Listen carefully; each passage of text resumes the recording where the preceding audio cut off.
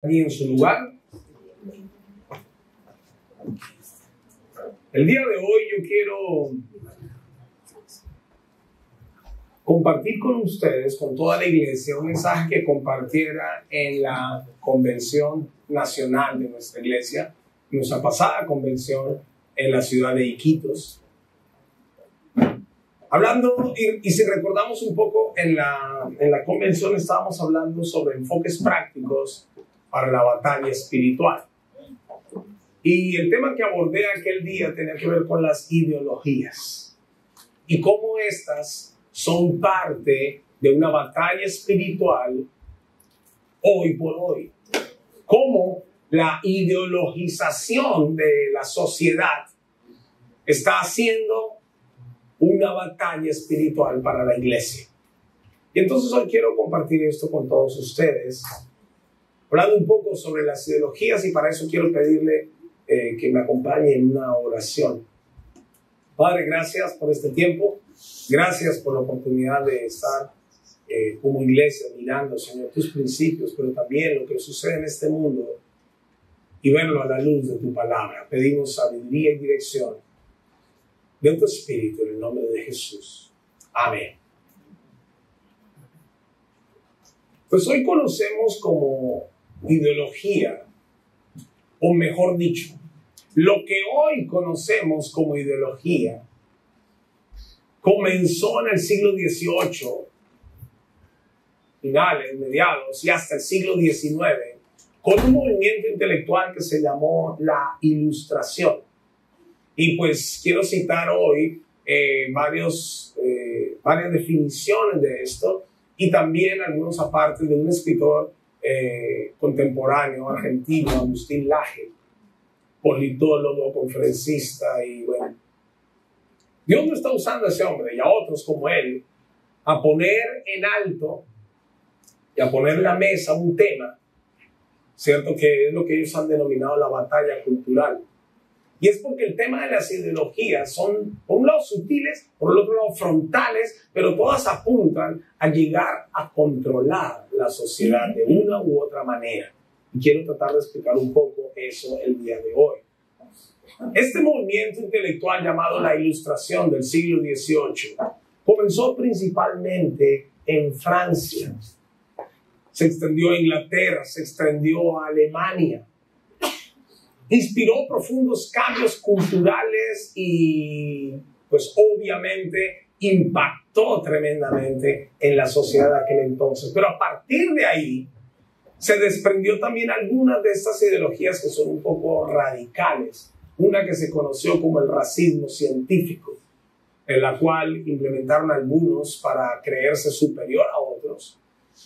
Y creyendo en el racismo científico, entonces, pues dieron rienda suelta a ánimos de venganza y control y procuraron exterminar a muchos en aras, ¿cierto?, de una limpieza, de lo que se conocía como limpiezas étnicas después. Pero todo esto vino de unas ideas que ellos aceptaron como verdad.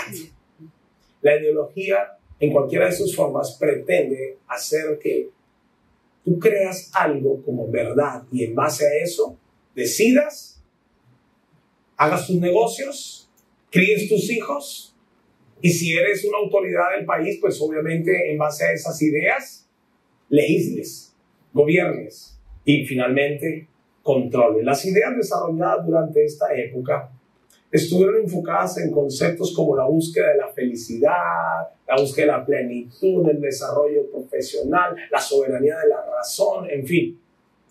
Cosas que en el fondo uno las oye y uno dice, pues qué bueno, ¿no? Nadie necesariamente diría que eso está mal. El problema es en el qué hacen con esa idea y cómo la implementan.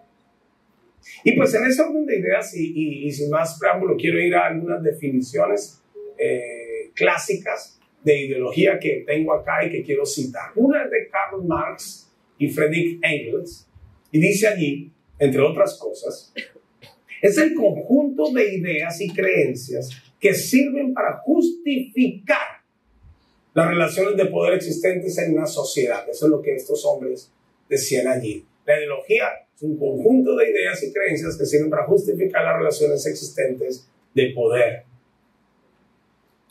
Otra definición, si quieren al final les puedo dar eso, no hay problema, pero la siguiente. Luis Althusser dice lo siguiente: la ideología no solo legitima las relaciones de poder, sino que también constituye a los individuos como sujetos. Según él, la ideología está presente en todas las instituciones sociales, como la familia, la escuela, los medios de comunicación, y actúa mediante dispositivos que interpretan a los individuos y los hacen participar en el sistema social. Voy a pasar estas definiciones, pero vaya usted notando un común denominador allí. Antonio Gramsci dijo lo siguiente, la siguiente que tenemos allí. Él dice: la ideología es un instrumento de poder que permite a la clase dominante obtener el consentimiento de las clases subordinadas y mantener el control social. Este fue más claro en decir lo que la ideología es. Es un instrumento de poder para controlar. Hay algunas definiciones contemporáneas, como Terry Eagleton. Él dice lo siguiente, y lo tienes allí, por favor. Terry Eagleton. ¿Lo tienes? Bueno, este hombre dice: es un sistema de significados y valores que reflejan las condiciones materiales de una sociedad. Es una forma de conciencia social y una manera de legitimar el poder político y social. Me gusta lo que este hombre dice, porque él, de forma, en nuestro tiempo lo está diciendo, recogiendo un poco lo que ha sido la ideologización en el mundo. Y él dice aquí, y resalto, es una forma de conciencia social. Muchas veces se nos hace un llamado a la conciencia social en aras de ciertas ideologías. Y de eso quiero dar unos ejemplos más adelantito. Pero piensa, ¿existe tal cosa como una conciencia social? Si decimos que sí, es porque ya hemos aceptado algunas ideologías y decimos, claro. Pero en realidad el término conciencia solo atañe al ser humano, y fue la conciencia que Dios puso para poder discernir cuando algo está bien y cuando algo está mal. Otros usan el término conciencia colectiva, cuando un grupo de personas se ponen de acuerdo en algo y algo sale de ese rango, entonces, pues todos estamos aquí de acuerdo que eso está mal. Conciencia colectiva. ¿Y qué pasa si la conciencia colectiva está basada en una idea que no agrada a Dios? ¿Qué pasa cuando la conciencia colectiva, la conciencia social, contradice los preceptos de la Escritura? Ahí es donde la iglesia y el cristiano entra en dilema. Bueno, llegaremos allí. La siguiente es de Michael Frieden, dice lo siguiente, si lo tienes allí. Michael Frieden dice,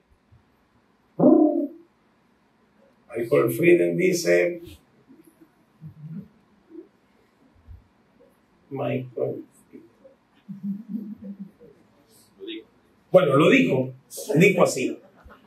Es una estructura de ideas políticas que proporcionan un mapa cognitivo para orientar la acción política. La ideología es un mapa, dice una estructura de ideas políticas que proporcionan un mapa cognitivo para orientar la acción política. ¿Por qué señalo estas definiciones? Porque si usted nota en ellas hay un común denominador, y el común denominador es poder y control. Las ideologías de este mundo pretenden obtener el poder para controlar la sociedad, controlarla de muchas maneras. Y quiero entrar en eso, pero quiero citar a Agustín Laje en su libro La batalla cultural. Ángel, si de pronto pones el archivo, está tal cual, para correrlo, si lo tienes allí. Quiero leer algunas cositas de él antes de que vayamos a la Biblia, a mirar esto de acuerdo a la Biblia. Pero présteme mucha atención mientras Ángel lo pone allí o lo soluciona esto. Pero Agustín Laje se refirió al tiempo de la Ilustración y decía cosas como estas. Según las esperanzas ilustradas, con arreglo de las mejores ideas se podrían crear las mejores sociedades y por añadidura los mejores hombres. Y nadie más apropiado para decidir cuáles son las mejores ideas que aquellos que las estudian. Parafraseándolo quiere decir, las ideas más, digámoslo así, destacadas del periodo de la Ilustración, según ellos, sirven para crear una sociedad que solo ellos pueden manejar y que no solamente ellos pueden manejar, sino ellos deben manejarla. En otras palabras, yo te digo lo que debes creer para que me elijas a mí, para que yo pueda hacer lo que la ideología dice que debo hacer. Más control social, ¿para dónde? Según él, dice, la ideología encarna todo un proyecto político. Por supuesto que sí. Pero hay algo más, no se trata de pura política. No se aprecia simplemente un proyecto vinculado a la adquisición o conservación del poder. Dice Agustín Laje, lo que se ve es que ciertamente es más complejo. Es un poder proyectando y construyendo un hombre en su concepción ideal y una sociedad diagramada conforme a la razón. Es política, pero política comprometida con una reforma integral de la cultura. En otras palabras, cambiar la forma de ser de cómo solemos ser peruanos, de cómo solemos ser latinos, de cómo solemos ser hombres, cómo solemos ser mujeres, cómo solemos ser familia. La ideología, en cualquiera de sus formas, pretende llevar a la gente a un cambio de cultura, un cambio de definiciones de lo que es bueno, lo que es malo, de lo que debe y lo que no debe ser, para que así se genere y se cree una nueva cultura. Resulta que Agustín Laje hizo un estudio, que obviamente él nos ahorra el trabajo a nosotros hoy, pero él estudió el periodo de la Ilustración y encontró a un hombre que se llamó, bueno, no sé pronunciarlo bien, porque es francés, de Tracy, digámosle este hombre de Tracy, su apellido era de Tracy. Y él dice, él fue el primero que empleó el término ideología. El positivismo que surgiría formalmente algunos años más tarde ya asomaba de alguna manera cuando de Tracy indicaba que era imperioso un Newton de la ciencia del pensamiento. Y pues dice allí que muchos se esforzaron por ser esos Newtons de la ciencia del pensamiento. Sin embargo, había un hombre en la historia conocido como Napoleón. ¿Se acuerdan de Napoleón? Napoleón dijo lo siguiente, citado por Laje, y creo que está por allí. Exasperado por la ideología, Napoleón imprimió en ella una valoración peyorativa y dijo, todas las desgracias que nuestra bella Francia ha experimentado hay que atribuirlas a la ideología. Esa nubelosa metafísica que busca ingeniosamente las primeras causas y pretende fundamentar la legislación de los pueblos en ellas, en lugar de adaptar las leyes a lo que sabemos sobre el corazón humano y las lecciones de la historia. Tales errores solo pueden llevar, como de hecho han llevado, a un régimen de hombres sanguinarios. Me encantó lo que dijo Napoleón respecto a lo que él mismo observaba que estaba pasando en Francia y desde Francia para el mundo con este tiempo de la Ilustración. ¿Pero por qué señalo todo esto? Porque obviamente él está diciendo lo único que ha conseguido esta ideología es destruir lo que hasta hoy conocíamos como nuestra sociedad. Y lo que conocíamos como bueno, lo que conocíamos como correcto, pues no, ya no. Ahora todo es como dice allí, como él lo menciona, una nebulosa metafísica. ¿Usted entiende a ciencia cierta o a cabalidad el tema de la ideología? O de las ideologías hoy por hoy. ¿Verdad que es difícil muchas veces saber qué es lo que nos están queriendo decir? Pero a ver, un momento. Y uno muchas veces termina simplemente aceptando lo que la mayoría diga, ¿Por qué? Porque no lo entiendo. ¿Pero a ti te parece? Sí, yo creo que y a ti. Ah, pues sí, ya, listo. Y por esa misma razón es que la sociedad se ha ido degradando más y más y más por permitir que formas de pensar lleguen a establecerse en nuestras culturas y en nuestras legislaciones. Bueno, paremos ahí. Porque entonces ahora nos miran nosotros los creyentes y entonces pueden decirnos, pero en la Biblia también hay ideología. Y sí, claro que podemos decir lo mismo. En la Biblia hay ideología y pues hay algunas que yo quisiera citar aquí. Algunas ideas, por ejemplo. Un ejemplo bíblico de ideología, si puedes subir el texto, por favor. El monoteísmo. Porque dice, la creencia en un único Dios, Yahvé, que es omnipotente y justo, contrasta con las religiones politeístas de las culturas circundantes. En este concepto se refleja en los 10 mandamientos y en la narrativa del Éxodo, donde se enfatiza exclusividad de culto a Yahvé, a Jehová, al Señor, a nuestro Dios. ¿Estamos de acuerdo con eso? Claro. Entonces, pero ustedes son monoteístas. Claro que son monoteístas. Que ustedes son fundamentalistas. En cierto sentido, sí. Sí, porque creemos en la infalible palabra de Dios. Sus principios, sus mandamientos y sus promesas rigen nuestra vida. ¿Sí?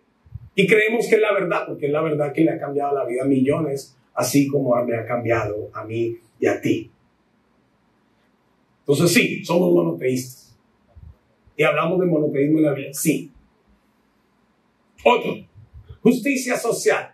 Particularmente los libros proféticos, profetas como Isaías, Jeremías y Amón denuncian la opresión, la injusticia y corrupción, llamando a la comunidad a la rectitud y compasión con los más desfavorecidos. Esos textos han sido interpretados en diferentes épocas como un llamado a la reforma social y a la justicia económica. No, pero que la Biblia habla de esto, de justicia social. Claro, sí, podemos decirlo que sí, no lo vamos a negar. Lo que sí debemos negar es que la Biblia planteó el comunismo, como algunos han sugerido. Porque Jesús entonces agarró los 5 panes y los peces, ¿verdad? Y lo repartió y dio comida a 5,000 personas, a todos por igual, y sobró. Porque en la iglesia primitiva entonces la gente vendía su casa y traía el dinero de la casa a la iglesia, ¿verdad? Para repartirlo entre los necesitados. Entonces tú que tienes tu casa, véndela y repártela entre todos por igual. Eso es bíblico, dicen algunos, malinterpretando el sentido de estos actos de amor, de ofrenda, como en la iglesia primitiva que menciona. Que Jesús fue socialista, que el socialismo empezó en la Biblia y ustedes los cristianos deberán apoyar a los rojos. Así dicen algunos,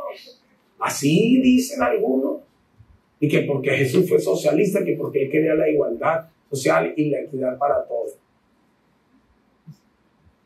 Pues una mala interpretación bíblica podría conjeturar eso, porque Jesús se relacionó como con ricos como con pobres, y los principios de la Escritura aplican para todos, para ricos y para pobres. Y Jesús dijo que siempre habrían pobres con nosotros. Pero Jesús también dijo, y la Biblia también dice, que si tú aplicas los principios divinos, los principios escriturales a tu vida, tú podrás prosperar. Y si no, pues preguntémosle a Job, preguntémosle a Noé, a Abraham, ¿verdad? Que eran ricos, eran millonarios, ¿cierto? Pero el socialismo como lo conocemos hoy no partió de la Biblia. Jesús no fue socialista. No. No traten de forzar ahí el sentido del orden de las cosas. Bueno, otra idea que uno puede encontrar en la Biblia, la ley y el orden, ¿verdad? Usted lo ve en el Pentateuco. Y cómo Dios estableció y quiso establecer una sociedad en Israel y hacer de Israel una sociedad modelo al mundo, con cierto orden y con cierta ley. ¿Israel funcionó al 100%? No. Entonces Dios se buscó un pueblo, de todas las partes de la tierra. En Jesucristo, cuando Él murió en la cruz del Calvario, Él hizo entonces que todo aquel que crea en Él no se pierda, mas tenga vida eterna. No importa si es peruano, colombiano, todos pueden ser salvos, incluso los argentinos. Pueden ser salvos. Los aliancistas también. Pueden ser salvos. En Cristo. Y hay otra ideología que podríamos señalar en la Biblia, o que alguien dice, el universalismo. El universalismo se presenta como una ideología central en las enseñanzas de Jesús y en las cartas de Pablo. El mensaje de salvación es accesible para todas las personas. ¿Amén? Independientemente de su origen étnico o social. Esto no es para ricos o para pobres, no es para letrados o iletrados, es para todo el mundo. Independientemente de su origen. Entonces, sí, ¿hay ideología en la Biblia? Claro que sí. Pero no significa que nosotros debemos quedarnos, o mejor dicho, conformarnos a lo que se nos dice que es correcto, sin ningún tipo de escrutinio. ¿Dónde entonces está el problema con las ideologías hoy en día? ¿Dónde está el problema? Déjeme decirle dónde está el problema. El problema con las ideologías está acá. Aquí está el problema. La batalla está en tu mente. Gracias. Y entonces, la pregunta que yo hago ahorita es esta: ¿cómo luce esta ideologización en la vida espiritual del cristiano? ¿Cómo se ve esta lucha espiritual? ¿Cómo se presenta? ¿Cómo se da esta lucha espiritual cristiana? Porque déjame decirte y recordarte que sí. Satanás ha propagado sobre la tierra un montón de ideas equivocadas acerca de Dios, acerca de la salvación, acerca de la vida humana y acerca de cómo debe llevarse la vida en esta tierra. Y de esa manera, muy sutilmente, a través de la educación, a través de las leyes de los países, a través de leyes incluso supranaturales o instancias, de la palabra, supranacionales, pretenden cambiar la sociedad a cierta manera. Y claro, si lo miramos en el sentido amplio de la Biblia, toda esta iniciativa de ideologizar a la humanidad está preparando el camino para el anticristo. Está preparando una sociedad global más, según ellos, homogénea, según ellos, más unida, según ellos, más estandarizada, para que sea mucho más fácil el camino para el hombre de pecado, el anticristo que la Biblia anuncia. Pero como todavía falta para allá, toca entonces trabajar aquí. Y eso es lo que sutilmente Satanás quiere hacer a través de cosas que parecen buenas, pero la verdad no lo son tanto. En otras palabras, ¿cómo luce esto? Bueno, haciendo que mentiras parezcan verdad en tu mente. Haciendo que mentiras parezcan verdad.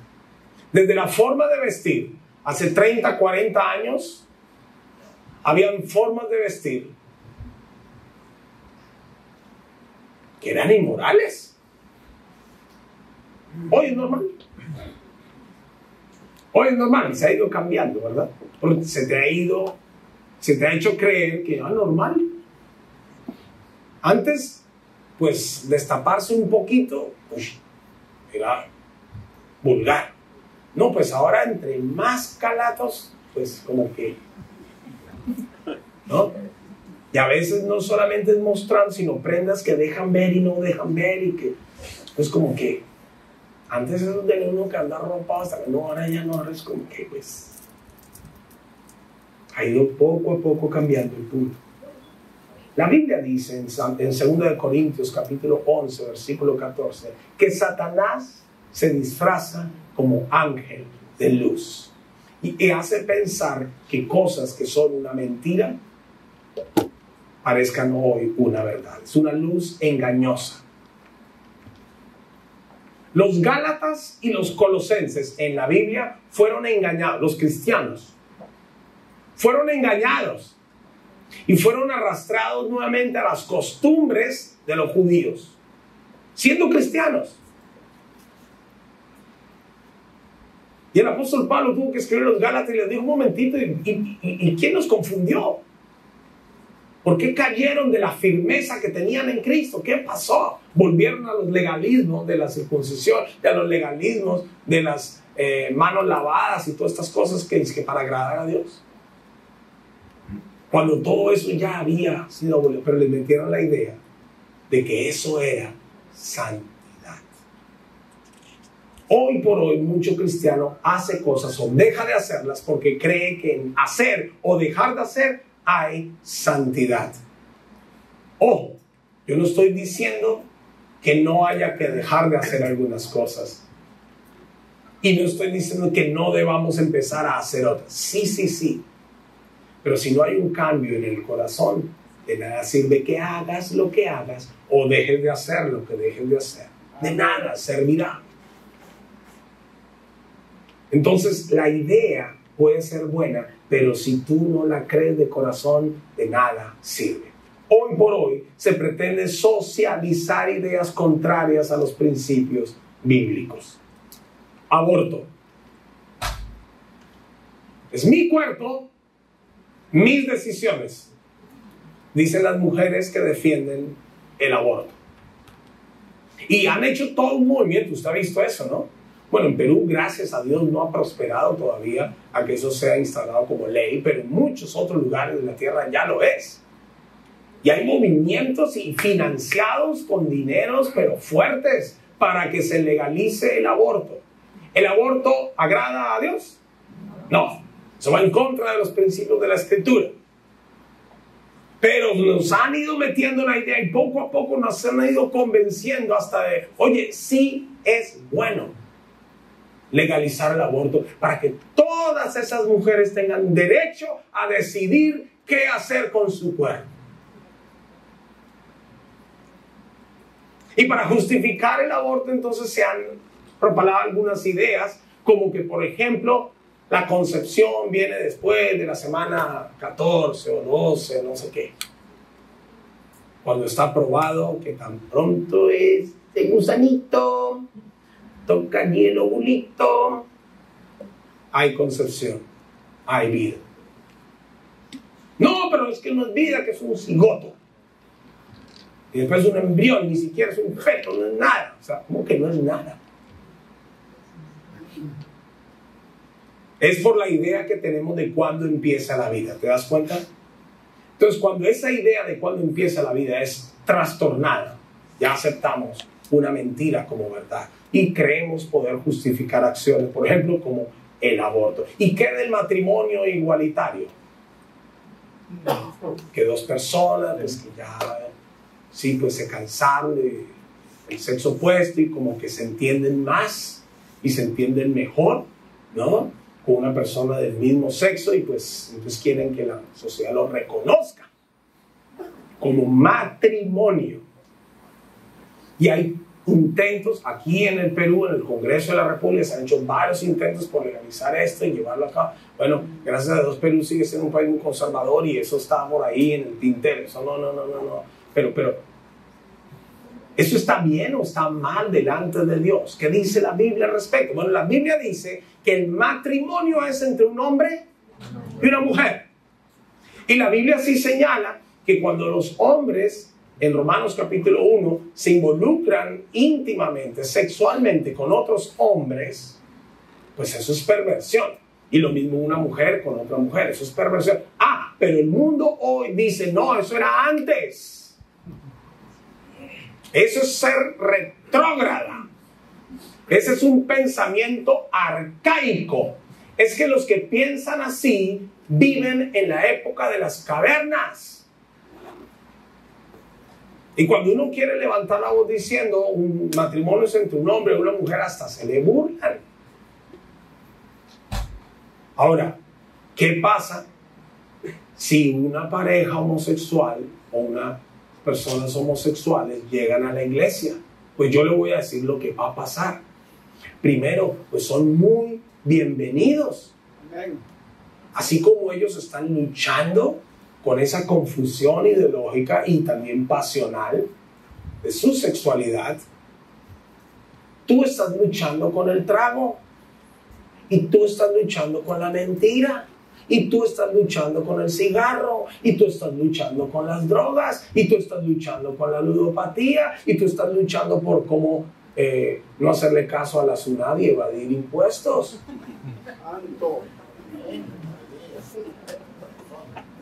Pero eso sí quieres que se lo hace, o sea, por eso sí quieres ser aceptado en la iglesia. Pero si llega alguien con una lucha fuerte de identidad o ideológica y es homosexual o lesbiano, entonces se espantan los cristianos. Y yo me voy a espantar la primera vez que te vea. En la Biblia nos dice claramente, pero es que la Biblia dice que los que practican tales cosas no heredarán el reino de los cielos, en Gálatas capítulo 5. Correcto. Y en esa misma lista se habla del borracho y del mentiroso, y del maldiciente y el juzgón, y el criticón y chismoso como vos. ¿Me dejo entender? Pero el hecho de que estén luchando con una pasión no quiere decir que es verdad ni que es lo correcto. Esa idea no la podemos sostener. Bíblicamente no corresponde, no calza, no y no. Entonces, así se ve esta lucha, esta batalla. Y pues aquí sí me lo voy a meter en la cocina más de uno. Pero ¿y qué de la cultura pet friendly? No tengo nada en contra de las mascotas. Es más, en mi casa hemos tenido perros, hemos tenido hamsters, hemos tenido canarios, hemos tenido pececitos. Y canarios, ya dije canarios, ¿no? Hemos tenido mascotas a lo largo del tiempo. Y pues todo nos ha servido para comprobar que nosotros no somos una familia para tener mascotas. No. Y no porque tengamos algo contra los animalitos. No tenemos nada contra los animalitos. Le confieso algo. A mí, a veces yo estoy viendo Instagram y me pongo a ver reels de perritos. De vez en cuando me agarra a mi lado, ¿no? Y me gusta ver eso y digo, ay, qué bonito sería tener un perrito. Pero cuando pienso en todo lo que hay que hacer para el perro, se me van las ganas. Y digo, ahí no más. Mejor lo sigo viendo aquí. ¿Cierto? Pero ¿dónde voy con esto? ¿Ha visto lo que ha generado esta cultura pet friendly? ¿Cuál es la idea detrás de esto? Le pongo un ejemplo. Ejemplos así de la vida real. Colombia, año 2022. Por esto de pet friendly, en un vuelo Bogotá-Cartagena hubo 25 perros a bordo. En cabina, ojalá fuera de abajo en las maletas. No. En cabina, 25 perros. Y ese vuelo fue el peor vuelo de su vida para quienes estuvieron ahí. Yo no estuve, pero leí la noticia. ¿Te puedes imaginar volando de aquí a Piura, de aquí a Tacna, con 25 perros a bordo? Y que uno se le dé por ladrar.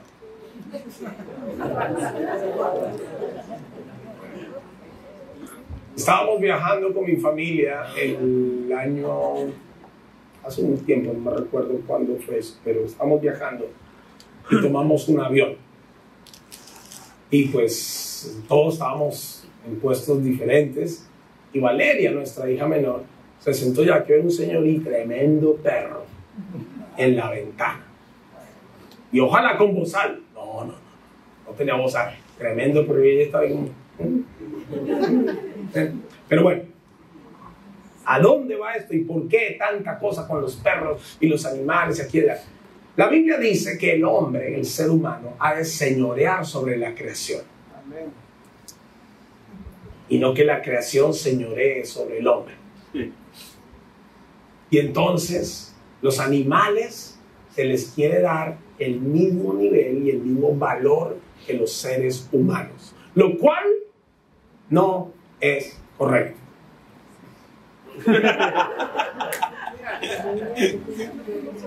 No es posible, o sea, no es correcto. Yo sé que es posible porque sucede, pero no es correcto, por lo menos desde el punto de vista bíblico, porque Dios creó al ser humano a su imagen y semejanza. Nosotros tenemos la imagen y la semejanza de Dios, el perro no, y los animales ninguno lo tiene.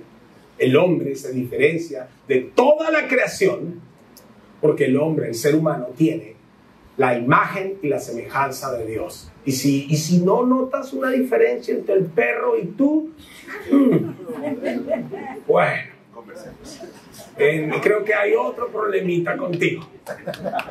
Pero el punto es que toda esta ideologización alrededor de los animales pretenden elevar al animal al nivel humano. Y entonces uno encuentra familias donde le dice el papá a la hija: anda, saca a tu hermanito. ¿What? ¿O está insultando a la hija? ¿O está insultando al perro? Una de las dos. Pero me dejo entender, pero no, es que es tu hermanito, tu hermano. Una vez llegué a la casa de una familia, muy querida esa familia. Y pues estaba el perro y no me acordaba el nombre del perro. Entonces le dije: ¡hola, perro! ¿Para qué fue? No es un perro. Tiene nombre. Así como tú tienes nombre, él tiene nombre. Y me dio todo un speech y yo: ¿cómo se llama? Y ya lo saludé por el nombre y todo. Entonces me quería lamer, me quería todo.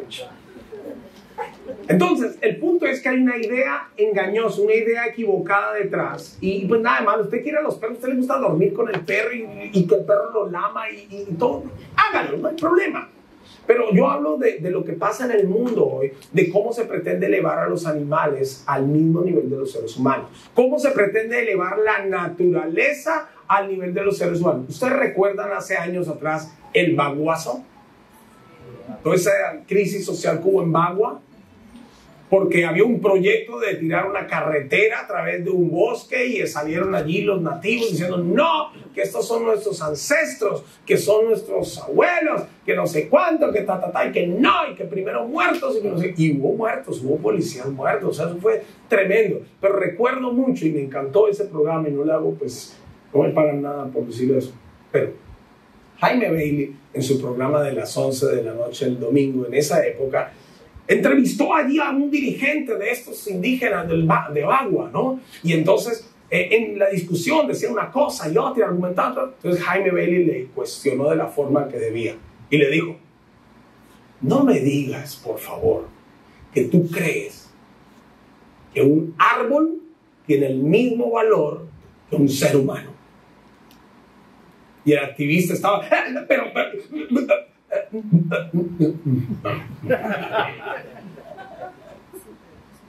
porque esa era la pregunta de fondo. O sea, ¿justificas que hayan matado 3, 4, 5 policías por defender unos cuantos árboles? Y tú me estás diciendo que esos árboles tienen más valor o igual valor que un ser humano. Bueno, hablando de estas ideologizaciones, en Japón, hace como unos 2 años, creo que fue, o 1 año y medio, un hombre se casó con un árbol. No sé si consumaron el matrimonio. No me interesa tampoco. Pero se casó con el árbol. Y lo declararon árbol y marido. O sea, ¿por qué pensar así? Bueno, es cuando creemos que la naturaleza tiene igual valor que el ser humano. No es correcto. No es correcto. No está bien. ¿Me dejo entender? Y así como estas, hay un número de cosas que se andan diciendo por aquí por allá, que parecen muy buenas, pero son mentira. Como por ejemplo la idea de que tú debes tolerar el pecado para disfrutar un tiempo de entretenimiento. Algunas cosas que hemos hablado con hombres. Por ejemplo, a mí me gusta ver películas, ¿cierto?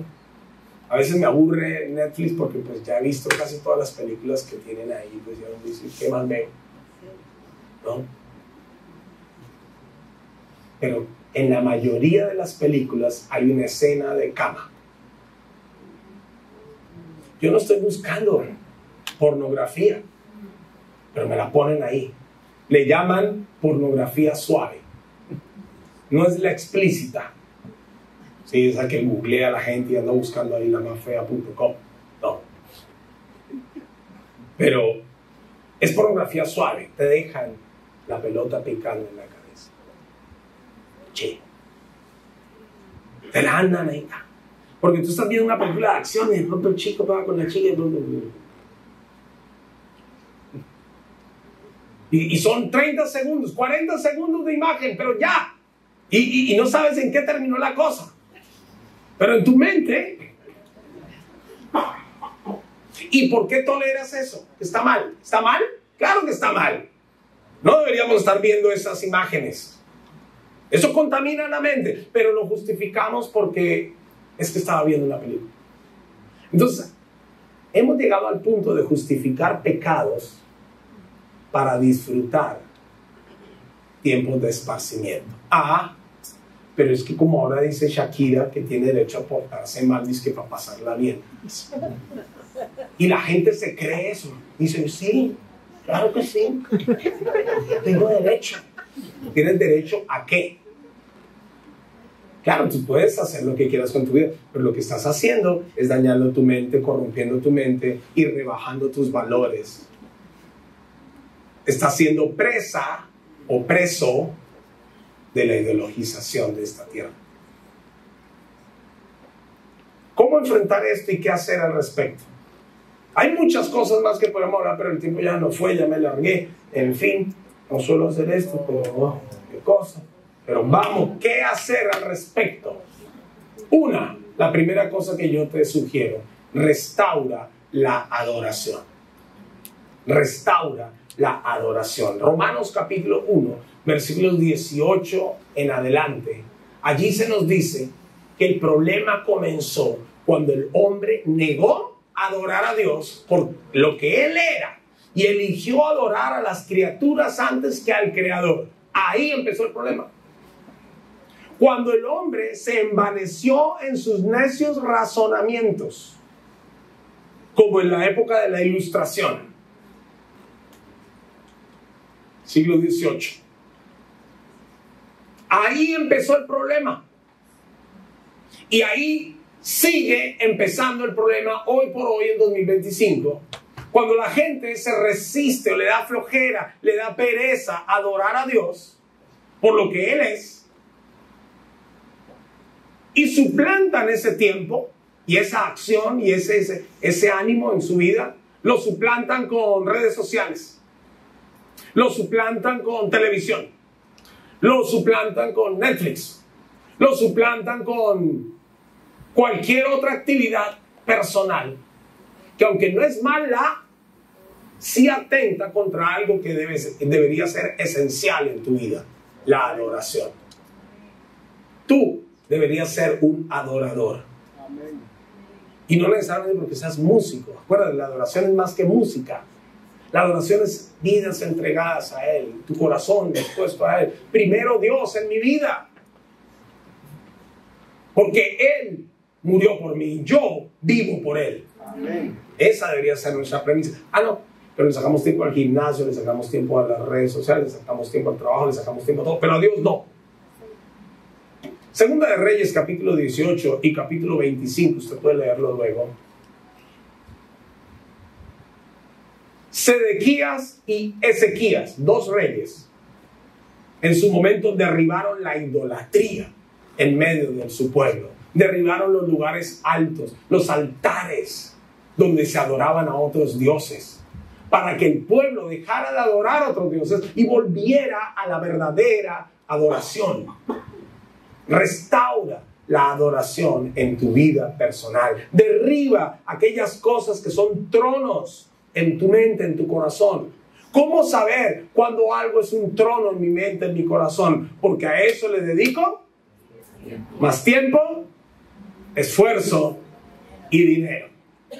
Piensa aquellas cosas en las que inviertes tu tiempo, tu esfuerzo y tu dinero, y ahí sabrás cuáles son tus prioridades, cuáles son tus ídolos, cuáles son tus dioses en tu vida.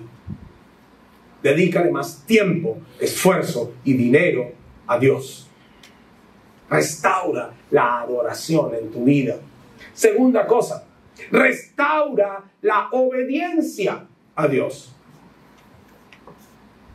Restaura la obediencia. Segunda de Reyes, capítulo 23, versículo 3.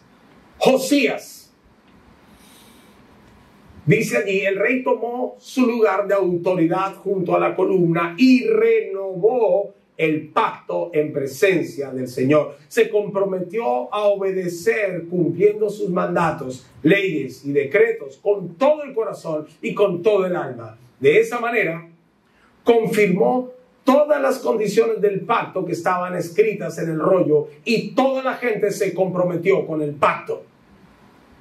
Josías restauró la obediencia. ¿Cómo? Bueno, no escribió un nuevo pacto, no se puso a pactar con Dios. No. Trajo lo que el pacto decía al hoy. Lo puso en medio y le dijo, pueblo, hoy nos comprometemos a obedecer a Dios como dice el pacto. Hoy deberíamos hacer nosotros lo mismo.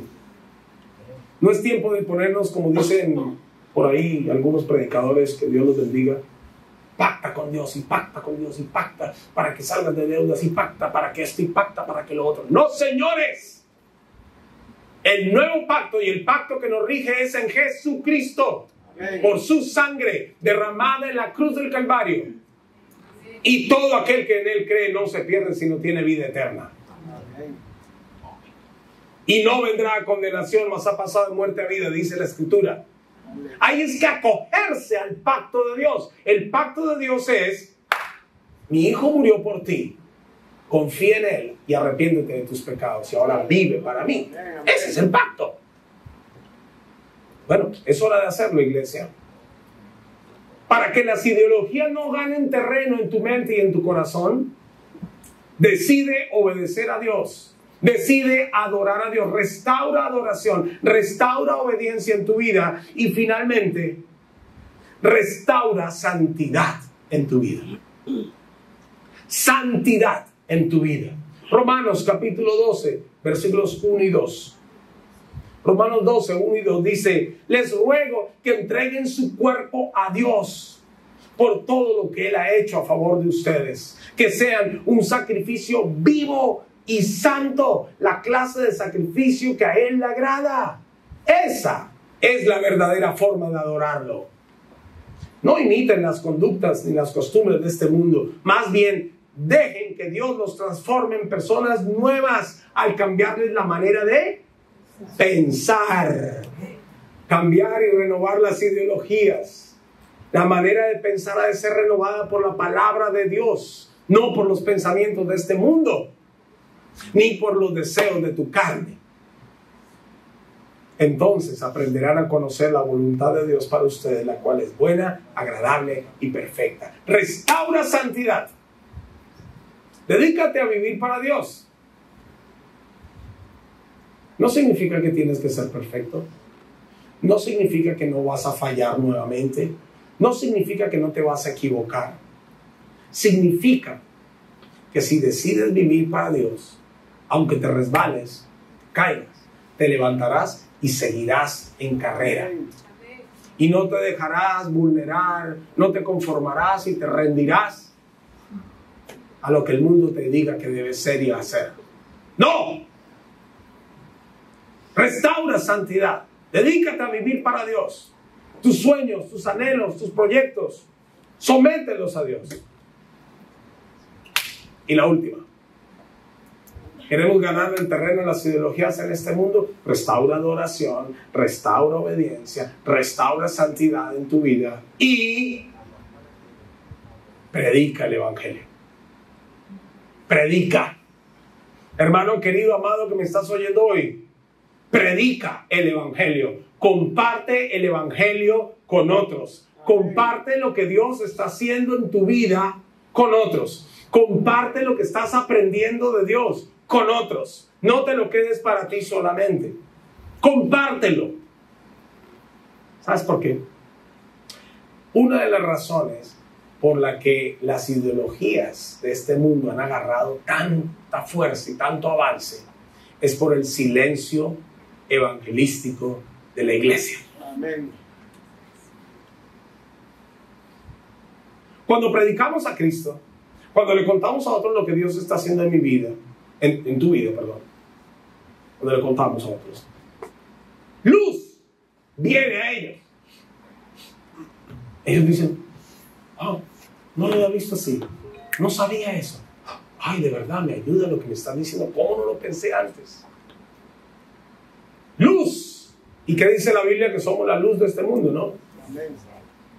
Y que la luz no se pone debajo de la mesa, se pone arriba para que alumbre a todos. Exacto. Predica el evangelio. Y me gusta esto. Más conocido como San Francisco de Asís. Él dijo, predica el evangelio y si es necesario, habla.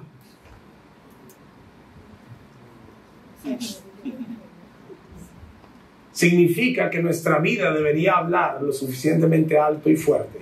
Amén. Donde no siempre las palabras sean necesarias. Pero hay momentos donde las palabras son necesarias, ¿cierto? Bueno, habla pues. En lugar de estar hablando tanto chisme y tanta murmuración y tanta cosa por ahí que no agrada a Dios, ¿por qué no predicas a Cristo?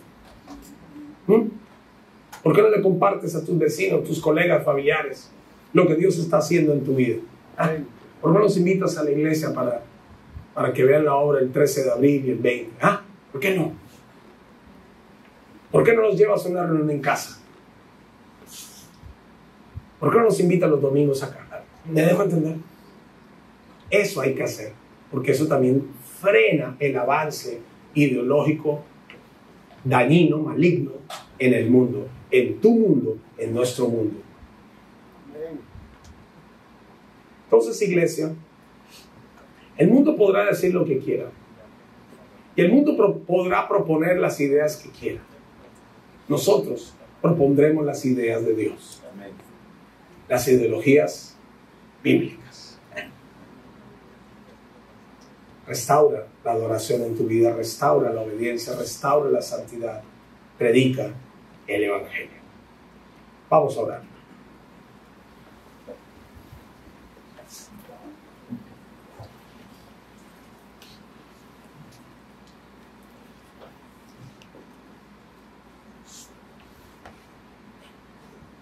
Toma un instante, por favor, para responder al Señor lo que Él te ha hablado. Toma un instante para responderle a Él. Tú y Él.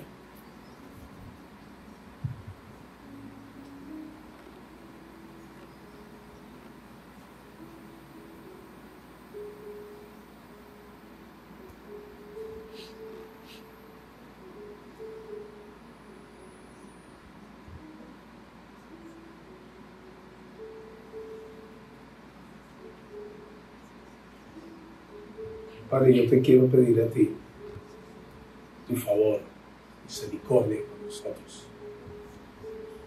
Que podamos pararnos firmes en las verdades de tu palabra, restaurando la adoración, la obediencia, santidad en nuestra vida,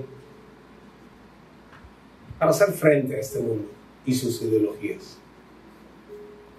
Señor, que como iglesia prediquemos más el evangelio y le contemos a otros lo que tú estás haciendo en nosotros. Tu favor, tu misericordia, tu gracia con nosotros, Señor, es nuestro deseo, es nuestro anhelo y petición. Pido, Padre Santo, que llenemos nuestra mente con tu palabra, que obedezcamos la Escritura y que lo que tú nos enseñas lo compartamos a otros, a terceros. Te honramos porque tú eres bueno. Para siempre son tus misericordias. Señor, también esta semana la entregamos en tu mano. Pedimos, donde quiera que vayamos, donde quiera que estemos, que seamos luz. Luz a los perdidos. En tu nombre, Señor. Amén. Amén.